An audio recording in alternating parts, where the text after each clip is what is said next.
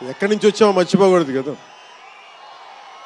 రఘుపతి వెంకయ్య నాయుడు గారిని మర్చిపోలేం, ఒక దాదాసాహెబ్ ఫాల్కేని మర్చిపోలేం, ఒక రాజ్ కపూర్ని మర్చిపోలేం, సత్యజిత్ని మర్చిపోలేం, షోలే తీసిన సిప్పిల్ని మర్చిపోలేం, తెలుగు సినిమాలని ఖ్యాతి నిలబెట్టిన నాగిరెడ్డి గారిని మర్చిపోలేం, బిఎన్ రెడ్డి గారిని మర్చిపోలేం, గూడవల్లి రామబ్రహ్మం గారిని మర్చిపోలేం. ఈ రోజున ఇంతమంది వేదిక పైన శంకర్ గారు లాంటి నిష్ణాతులు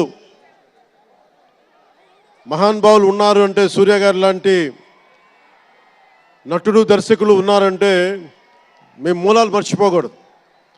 తెలుగు చిత్ర పరిశ్రమ పెద్దలందరికీ గుర్తు చేసుకుంటూ, తెలుగు జాతికి పేరు తెచ్చిన ఎన్టీ రామారావు గారికి మనస్ఫూర్తిగా ఆయనని గుండె లోతుల్లోంచి ఆయనకి స్మరించుకుంటూ,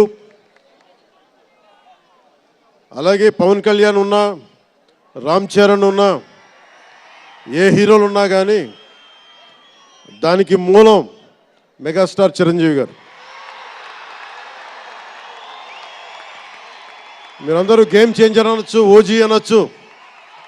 ఆ మూలాలు ఎక్కడో మారుమూల చిన్న పల్లెటూరులో కుగ్రామంలో, మొగల్తూరు అనే కుగ్రామంలో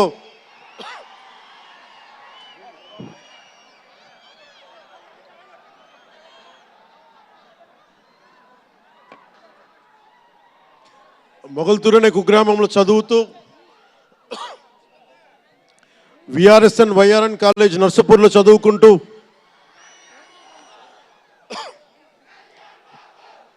ఇవన్నీ ఇలాంటిదే మీరు అనాలంటే ఆద్యుడు ఆయనే. మీరు ఈరోజు కళ్యాణ్ బాబు అనండి, ఓజీ అనండి, డిప్యూటీ సీఎం అనండి, ఏదన్నా ఆయనే ఆద్యులు. నేను మూలాలు మర్చిపోను. నేను ఎప్పుడు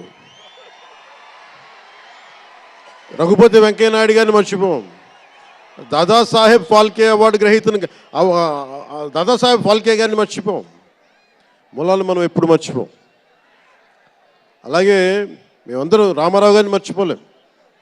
ఇంతమంది తెలుగు చిత్ర పరిశ్రమ ఇక్కడ కదిలింది, వచ్చింది అంటే దాని స్ఫూర్తి ఒక అక్కినేని నాగేశ్వరరావు గారు, రామారావు గారు, ఘట్టమనేని కృష్ణ గారు, ఒక శోభన్ బాబు గారు, ఎంతోమంది నిష్ణాతులు పెద్దలు తెలుగు చిత్ర పరిశ్రమ కోసం శక్తియుక్తులు ధారపోసిన వారు.